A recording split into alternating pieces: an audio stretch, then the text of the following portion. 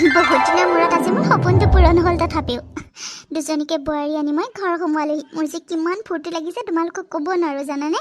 ডাঙৰ বোৱাৰী সৰু বোৱাৰী আজিৰ পৰা গোটেই ঘৰৰ দায়িত্ব তোমালোককে গতালোঁ আৰু মই এতিয়া বুঢ়া হৈ আহিছোঁ যেতিয়া ঘৰৰ দায়িত্ব নলওঁ আৰু তোমালোক আহিলা যেতিয়া এতিয়া মোৰ আৰু একো টেনশ্যনেই নাই। মোৰ দুটাই ল'ৰা, দুইটালৈকে একেলগে বিয়া পাতিম বুলি আগৰ পৰাই ভাবি আছিলোঁ আৰু সপোনটো সঁচাকৈ ভগৱানে আজি পাৰ কৰিলে, মানে সফল কৰি দেখালে। কিমান যে মোৰ ভাল লাগিছে তোমালোকক বুজাব নোৱাৰোঁ। আৰু ইহঁতকেইটা ক'ত গ'ল জানো, ক'ত গ'ল তোমালোকক এনেকৈ এৰি থৈ। আৰু কিবা ক'ব লগা থাকিলে মোক ক'বা, ভয় নকৰিবা, একো সংকোচ নকৰিবা, মই আছোঁ তোমালোকৰ লগত, গম পাইছা। হ'ব মা, আপুনি যেনেকৈ কয় তেনেকৈয়ে শুনিম আৰু ঘৰখনৰ দায়িত্ব ল'বলৈ চেষ্টা কৰিম যিমান পাৰোঁ। আপুনি যেনেকৈ ঘৰখন চলাই নিছিল তেনেকৈ চলাই নিবলৈ চেষ্টা কৰিম মা। তাত যদি কিবা ভুল হয় নাজানো, আপুনিতো আছেই দেখাই দিবলৈ, আপুনি চিন্তা নকৰিব মা। ডাঙৰ বোৱাৰী তুমি যে একো মাত দিয়া নাই, তোমাৰো দায়িত্ব বহুত আছে কিন্তু। হ'ব মা, আপুনি চিন্তাই নকৰিব, আমি দুইজনীয়ে মিলি ঘৰৰ সকলো দায়িত্ব ল'ম। আৰু আপোনালোকে কথা পাতি আছে আৰু মইনো কি মাত দিম তাৰ মাজতে। আপুনি যি কয় তাকে শুনিম দিয়ক। তাকে ৰ'বা, ইহঁতকেইটা বা ক'ত গ'ল। বাবা, বাবা, ডাঙৰ বাবা, সৰু বাবা, ক'ত আছ তহঁতে? এফালে আহ আকৌ। মাতি আছিলা নেকি? অ' বাবা মাতি আছিলোঁ আকৌ, তহঁতে কাপোৰ সলোৱাই নাই এতিয়ালৈকে, কি কৰি আছিলি? আৰু বোৱাৰীহঁতক এনেকৈ ইয়াতে এৰিলি যে, যা বোৱাৰীহঁতক ভিতৰলৈ লৈ যা, ৰুমে ৰুমে লৈ যা আৰু কাপোৰ কানি সলাই অলপ ৰেষ্ট লগ তহঁতে যা। মই চাহ তাহ ৰুমলৈকে পঠাই আছোঁ বাৰু। চবৰেতো ভাগৰ জিগৰ লাগিছে ন, বোৱাৰীহঁতেও চাগে কিমান ভাগৰ লাগিছে, বিয়াখনত কিমান হুলস্থুল, যেন তেনে এতিয়া অকণমান হুলস্থুলটো কমিছে, এতিয়া অলপ ৰেষ্ট লগৈ যা, কাপোৰ কানি চেঞ্জ কৰি পেলাই মই খোৱাৰ যোগাৰ কৰি দিম বাৰু। যা লৈ যা বোৱাৰীহঁতক, চব চিনাকি কৰাই দেগৈ আকৌ। মা, পেহীহঁত যোৱাই নাই দেখোন, পেহীহঁতৰ লগত কথা পাতি আছিলো আকৌ।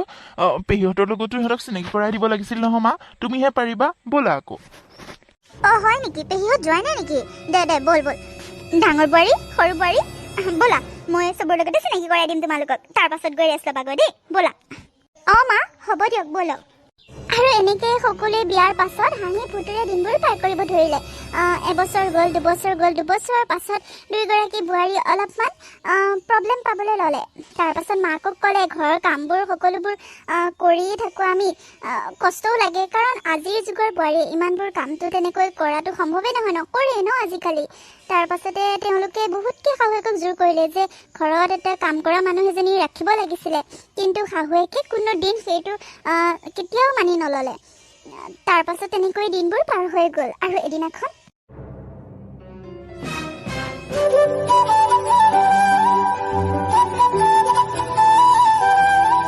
কি হ'ল মানে, বোৱাৰীহঁত উঠাই নাই নেকি হা? তুমি মানে একো নোকোৱা নেকি বোৱাৰীহঁতক? এতিয়ালৈকে চাহ একাপ খাব পোৱা নাই, ইমান দেৰি হ'ল, ৰাতিপুৱা চাহকাপ খাবলৈও ইমান দেৰি লাগে নে? বোৱাৰীহঁত ক'ত গ'ল মানে? হয় দিয়ক, কিনো কৰি থাকে জানো ইহঁত কিজনী, এতিয়ালৈকে চাহ একাপ দিবলৈ হোৱা নাই। পল্লৱী, ৰীমা, কি হ'ল মানে, উঠাই নাই নেকি তোমালোক? তোমালোকে শুনিছানে নাই, আমি যে মাতি আছো, ৰাতিপুৱাৰ পৰা বহি আছো, চাহ একাপো খোৱা নাই এতিয়ালৈকে, চাহ একাপ বনাবলৈ পৰা নাই নে দুজনীকে বোৱাৰী থাকোতেও? মা কি হ'লনো মা, এনেকে চিঞৰিছে, আমি ভয় খাই আহিলো, কি হ'লনো? মই চিঞৰিহে আছো তহঁতক যে মাতি আছো তেতিয়াৰ পৰা, তহঁতে আহিব লাগে নে নালাগে মহাৰাণীহঁতৰ মানে এতিয়া উঠিব হৈছেহে, খোৱাৰ পৰা উঠি আহিছেহে মানে। আমি যে ইমান টাইমৰ পৰা চাহ একাপ খাব পৰা নাই ৰাতিপুৱাৰ পৰা, তহঁতৰ জ্ঞান আছেনে নাই? দুজনীকে বোৱাৰীকে থাকি আমি এতিয়ালৈকে চাহ খাব নাপাওঁ, মানুহে শুনিলে হাঁহিব, বুজিছ? তহঁতৰ এতিয়াহে উঠিব হৈছে।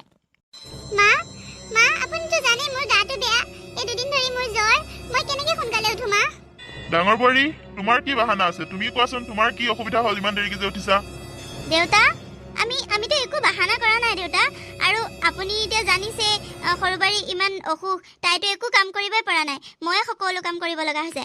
ৰাতি ইমান দেৰিলৈকে বাচন চাচন ধুই শুওঁতেই 12টা বাজিলে, আৰু মই ৰাতিপুৱানো কেনেকৈ সোনকালে উঠোঁ দেউতা? সেইবাবে দেৰি হৈছে আকৌ মোৰ। দেউতা, মই সেইবাবেতো কৈ আছিলোঁ, মাকো কৈছোঁ ঘৰত কাম কৰা মানুহ এজনী আনিব লাগিছিল দেউতা, ইমানবোৰ ঘৰত মানুহ, ইমানবোৰ কাম ওলায়, আমি দুজনীয়ে শেষেই কৰিব নোৱাৰোঁ দেউতা, আৰু তাই এতিয়া অসুখ, গা বেয়া, মই অকলে অকলে কৰিব লগা হৈছে, সেইবাবে আপোনালোকে এতিয়া ইমান দেৰিলৈকে চাহ খাব পোৱা নাই। মই সেইকাৰণে কৈছিলোঁ কাম কৰা মানুহ এজনী বিচাৰিব লাগিছিল দেউতা, কিবা এটা ভাবকচোন, আমি নোৱাৰা হৈ গৈছোঁ দেউতা, ইমান কাম ওলায় ঘৰখনত, আমি শেষেই কৰিব নোৱাৰোঁচোন। সেইটো কথা নেকি? মোকতো আগতে ক'ব লাগিছিলে ইমান যদি অসুবিধা হৈছে। হ'ব বাৰু, মই কালিলৈকে কাম কৰা মানুহ এজনী যোগাৰ কৰিব লাগিব। নাই নাই, কি কথা কৈছে আপুনি, কি কথা কৈছে? ইমান দিনৰ পৰা এখন ঘৰত কাম কৰা মানুহ নাহিলে, আৰু এতিয়া কাম কৰা মানুহ আহিহে ভাত পানী বনাব নেকি? আমাৰ দিনবোৰ তেনেকেই গ'ল, একো কাম কৰা মানুহ নোলোৱাকৈ, কাৰো সহায় নোলোৱাকৈ, এতিয়া সিহঁতকহে কাম কৰা মানুহ লগা হ'ল। পইচাবোৰ এনেই খেদিবলৈ আৰু মানে উপায় বিচাৰি পোৱা নাই, কিহৰ কাৰণে লাগে দুজনীকে থাকোতে আৰু আপুনিও মানে সিহঁতৰ কথা মতে হয় ভয় দিছে ন? ৰ'বা, বৰ কথা কোৱাহে তুমি। মই এতিয়ালৈকে চাহ একাপ খাব পোৱা নাই কাম কৰা মানুহ এজনী আহিলে যদি সহায় হয় ঘৰখনৰ হওক আনি দিম মই তথাপিও মই ৰাতিপুৱা চাহ একাপ পাব লাগিব বুজিছাতো দেউতা আপুনি বুজি পাইছে আপুনি ভাল কথা কৈছে দেউতা আপুনি আমাৰ দুখবোৰ বুজি পাইছে আমি নোৱাৰা হৈ গৈছোগৈ মোৰতো অসুখ হৈ গৈছেগৈ দেউতা এনেওতো ইমান ঠাণ্ডা দিন আহিছে ৰাতিপুৱা সোনকালে উঠি কাম বন কৰাটো বহুত কষ্ট লাগে ৰাতিলৈকে যদি কামখিনি মানুহজনে কৰি থৈ যায় আমি সোনকালে উঠিব পাৰিম তেতিয়া দেউতা আপুনি বুজি পাইছে তাৰ বাবে ধন্যবাদ মায়েহে বুজি নাপায় মাক অলপ বুজাই দিয়কচোন দেউতা হ'ব হ'ব যি কৰ কৰি থাক শহু বোৱাৰী মিলি যি কৰ কৰি থাক মোৰ মাথাটোহে গৰম হৈছে তহঁতৰ কথা শুনি শুনি মানে ইমান একেবাৰে আলচি হৈ গলি নহয় তহঁতে মানে কি কম এটা কাম কৰিলেই তহঁতৰ ভাগৰ লাগে যি কৰ কৰি থাক একো মান নিদো মই আৰু এতিয়া মানে কাম কৰা মানুহ আহিহে ভাত বনাই আমাক খুৱাব আৰু নহয় জানো বোৱাৰী নাই ভাত পানী বোৱাৰীহঁতে বনাব বাকী কামবোৰ কাম কৰা মানুহে কৰিব বাৰু কাম কৰা মানুহহঁতে নাই কৰাবা কিন্তু ভাতকেইটা নিজে বনাবা বুজিছাতো বোৱাৰীহঁত হ'ব বাৰু মই কালিলৈ বিচাৰিম কাম কৰা মানুহ এজনী লৈ আহিম বাৰু হ'ব দিয়ক দেউতা অলপ সময় বহক আপোনালোকে মই এতিয়া চাহ বনাই লৈ আহি আছো ৰ'ব বাইদেউ মই আৰু কি কাম কৰিব লাগিব ঘৰটো চাফা কৰ আৰু ঘৰটো মুচিবি সেইটোৱে কামটো আৰু বাকী কামবোৰ বোৱাৰীহঁতে কৰিব বুজিলি নে খালি ঘৰটো মুচ এতিয়া হ'ব বাইদেউ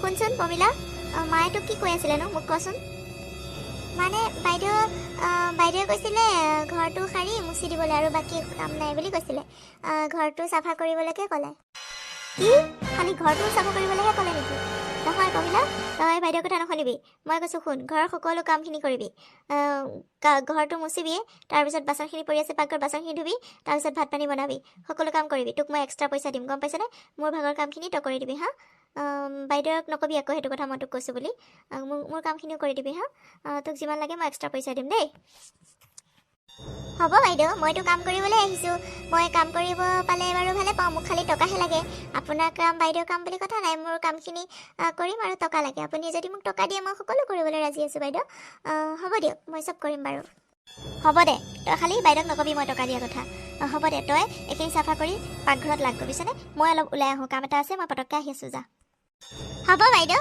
মই এইখিনি কৰি পেলাই পাকঘৰত গৈ আছোঁ বাৰু পমিলা ডাঙৰ বৌয়ে কি কৈছিলে নো কি কাম কৰাৰ কথা কৈছে তোক মানে বাইদেউজনীয়ে কৈছে ভাত পানী বনাব লাগিব ভাত পানী চাহ এইবোৰ বনাবলৈ কৈছে মই টকা আৰু দিম তোক এক্সট্ৰা টকা দিম গম পাইছেনে তই কাপোৰ কানি ধোৱা এইখিনি কামো কৰিবি এইখিনি মোৰ কাম মানে সেই মোৰ কামখিনি কৰি দিবি মোক যোনে যি কৰিব দিয়ে এইখিনি কামো কৰি দিবি তোক মই এক্সট্ৰা টকা দিম তই সেইটো নকবি কিন্তু দেই শুনিছনে পমিলা তই ঘৰটো সাৰি পাকঘৰ কামখিনি কৰি কাপোৰ কানি ধোৱা কামখিনি কৰিবি মই তোক এক্সট্ৰা পইচা দিম বুলি কৈছোঁ দিম দে হ'ব বাইদেউ হ'ব মই কাম কৰিব এলাহ নকৰোঁ মোক খালি টকা লাগে মোক যদি টকা দিয়ে মই চব কাম কৰিম হ'ব বাৰু হ'ব দে কৰ এতিয়া মই পাৰ্লাৰৰ পৰা আহোঁগৈ অলপ তই কিন্তু এই কথাটো কাকো নকবি দেই তই কামখিনি কৰি ল যা মই তোক পাৰ্লাৰৰ পৰা আহি পেলাই পইচা দিমহি দেই হ'ব বাইদেউ আপুনি যাওক মই কৰিম বাৰু বোৱাৰী বোৱাৰী গৰম পানী গ্লাছ লৈ আহাচোন মোলৈ বাইদেউ এয়া গৰম পানী তই আনিলি যে তই কিয় আনিলি গৰম পানী বোৱাৰীহঁত ক'ত গ'ল মই বোৱাৰীহঁতকে কৈছিলোঁ বাইদেউ খালি পানী গিলাচৰ কাৰণেনো বৌহঁতক কিয় ডিষ্টাৰ্ব দিব লাগে মই আছোঁ নহয় মই দিম নহয় আৰু কিবা কৰিব লাগে যদি কওক মই কৰি দিম নহয় এতিয়া সিহঁতে চব কাম তোৰ ওপৰত এৰিছে মানে ন সিহঁতে খালি শুই শুই খাব কাম নাই সিহঁতৰ হ'ব দে মোক আৰু একো কাম নালাগে দে পানী গিলাচ দে যা তই ইয়াৰ পৰা মাথাটো বেয়া কৰি দিয়ে মানে ইহঁতে বোৱাৰী তোমাক যে মই তেতিয়াৰ পৰা মাতি আছোঁ তুমি শুনা নাই নাই মা মই শুনাই নাই ক'ত শুনিবা ভিতৰতে এনি টাইম সোমাই থাকিলে ক'ত শুনিবা চব কামটো কাম কৰা মানুহজনীৰ ওপৰতে এৰি নাই আৰু মই মাতিলে শুনিবা নেকি এনি টাইম খালি ভিতৰতে সোমাই কি কৰি থাকে ভগৱান জানে কাম বন নাই আৰু হ'ব দিয়ক মা আমিচোন চব কাম কৰোৱেই এইকেইদিন অলপ আৰাম হৈছে যে আপোনাৰ মানে সহ্য হোৱা নাই নহয় জানো কিনো নকৰাকৈ আছোঁ তথাপিচোন তাই অলপ কামহে কৰে আমিচোন কৰোৱেই বাকীখিনি আপুনি ইমান হিংসা কৰেনে আমাক এতিয়া মই তহঁতক হিংসাহে কৰিলোঁ তহঁতে পিছত বুজিবি বুজিছ আমাৰ দিনত আমি গৰুৰ পৰা ছাগলীলৈকে চব সকলো কাম অকলে কৰিছিলোঁ বুজিছ এতিয়া তহঁতৰ ভাতকেইটা বনাওঁতে তহঁতৰ কাম কৰা মানুহ লাগে তহঁতৰ ইমান আজাদী লাগে এতিয়া পিছত বেমাৰত নপৰিলে হ'ল তহঁতক মই কথাটো ক'লে হিংসাই কৰা হয় যি কৰা কৰি থাক তেন্তে হ'লে মা আগৰ দিন নাই আৰু এতিয়া বুজিছে আগৰ দিনৰ কথা কয় আৰু কথা শুনাই নাথাকিব আগৰ দিনৰ কথা বেলেগ আছিলে আৰু এতিয়াও বেলেগ বুজিছে আগতে আপোনালোকে ঘৰৰ খাদ্য খাব পাইছিলে সাৰ সুৰ নিদিয়া আৰু আজিকালি সাৰ সুৰ দি কিমান ভেজাল বস্তু জানেনে ভাল বস্তুটো খাবলৈ নাপায় মানুহবিলাক সেইকাৰণে বেমাৰত পৰিছে সেইকাৰণে শক্তি নাইকিয়া হৈ গৈছে মানুহৰ বুজিছে আগৰ দিন আৰু এতিয়া নাই আৰু মা বুজিছে আগৰ দিনৰ মানুহৰ নিচিনা এতিয়া মানুহৰ তাত শক্তিও নাই আৰু আগৰ দিনৰ মানুহৰ নিচিনা আজিকালি মানুহ জীয়াইও নাথাকে ইমান বছৰলৈ বুজিছে সেইবাবে আজিকালি অলপ আৰাম লাগে আপোনালোকৰ দিন গ'ল আৰু এতিয়া মা হ'ব দে তহঁতক আৰু কথা কৈ লাভ নাই মাও যে কথা ইমান হিংসা কৰে, আমাৰ অকণ আৰাম কৰা দেখিব নোৱাৰে।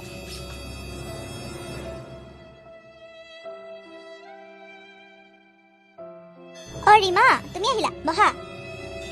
বৌ কিমান বহি শুই থাকিম আৰু। হ'ব দিয়া, এনেকৈ হ'ব। কি কৰি আছা বোলো বৌ ওচৰৰ পৰাই আহোঁগৈচোন। চাহ খাই আছা ন?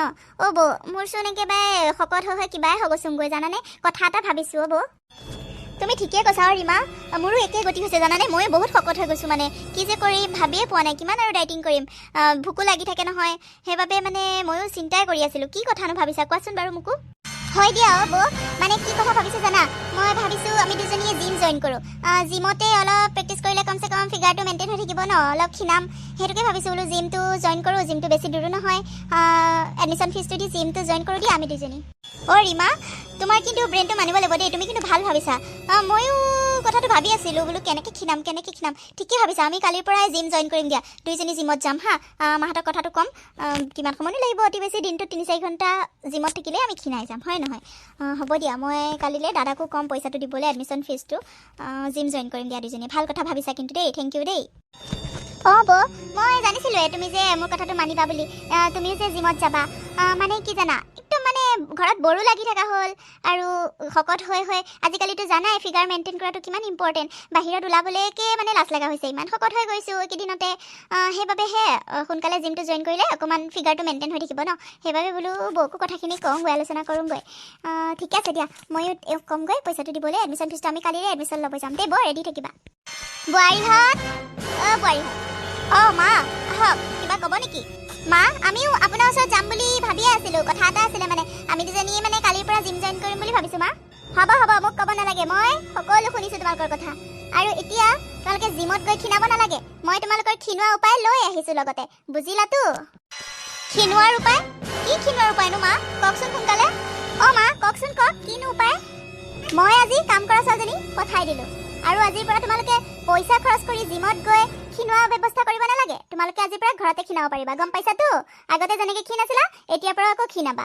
কাৰণ কাম কৰা মানুহজনী গ'ল, এতিয়া গোটেই ঘৰৰ কাম তোমালোক দুজনীয়ে মিলাই কৰিব লাগিব। আৰু ঘৰৰ কাম কৰিলে মানুহ লগতে ক্ষীণায়, গম পাইছাতো? এতিয়াৰ পৰা মনত ৰাখিবা, সকলো কাম দুইজনীয়ে কৰিব লাগিব। মা কিয় পঠাই দিলে মা? মা, কাম কৰা ছোৱালীজনী কিয় পঠাই দিলেনো আপুনি? চুপ থাকা তোমালোকে, চুপ থাকা। ঘৰৰ এটা কাম নকৰি শকত হৈ গৈছেগৈ, তথাপিও লাজ হোৱা নাই। আৰু এতিয়া মই ইমান টকা দি মই কাম কৰা মানুহ ৰাখিব নোৱাৰোঁ।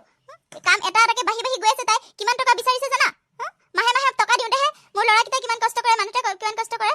আৰু টকা দি তেওঁলোক দুইজনী মানুহ আছে, দুইজনীয়ে কাম কৰিব নোৱাৰে, আকৌ কাম কৰা মানুহ লাগে সিহঁতক। মই পঠাই দিলোঁ আজিৰ পৰা আৰু দেখি আছোঁ মই গোটেই যিমান দিন আছে মই দেখি আছোঁ তোমালোকে কি কাম কৰিছা। তাই ঘটনাই চব কৰে, আনকি বিচনাত থকা ব্লেংকেটখনো তাইহে সামৰি দিব লাগে। ইমান আৰাম তোমালোকৰ, নহ'ব, নচলিব এনেকৈ। এতিয়া আকৌ পইচা খৰচ কৰি জিমত ক্ষীণাবলৈ ওলায়। ঘৰত কাম কৰিব লাগিব আৰু ক্ষীণাব লাগিব। আৰু কাম কৰা মানুহ আজিৰ পৰা লোৱা নহ'ব। আৰে আমি আমাৰ দিনত একোৱে লোৱা নাছিলোঁ, এতিয়া তোমালোকক ইমান আজাদী কিহৰ কাৰণে? বেমাৰ মাতিবৰ কাৰণে? যিমান আজাদী কৰিবা তিমান বেমাৰ হ'ব, গম পাইছা? এতিয়াৰ পৰা যদি কাম নকৰা, এনেকৈ বহি শুই থাকা, তোমালোকৰ বেমাৰ সোনকালে হ'ব। সেইবাবে আজিৰ পৰা সকলো কাম ভগাই ল'বা দুইজনীয়ে। মই ভগাই দিম দুইজনীকে। ৰাতিপুৱা এজনীয়ে ঘৰ ঝাৰু দিয়ে আৰু ভাটিবেলা এজনীয়ে দিবা, গম পাইছাতো? এজনীয়ে যদি এদিন ভাত বনায়, এজনীয়ে এদিন ভাত বনাবা। দুইজনীয়ে মিলাই পেলাই ঘৰৰ কাম কৰিব লাগিব আজিৰ পৰা। আৰু তোমালোকৰ একো কথা নুশুনো মই দেখিলোঁ তোমালোকে কিমান কি কৰিলা।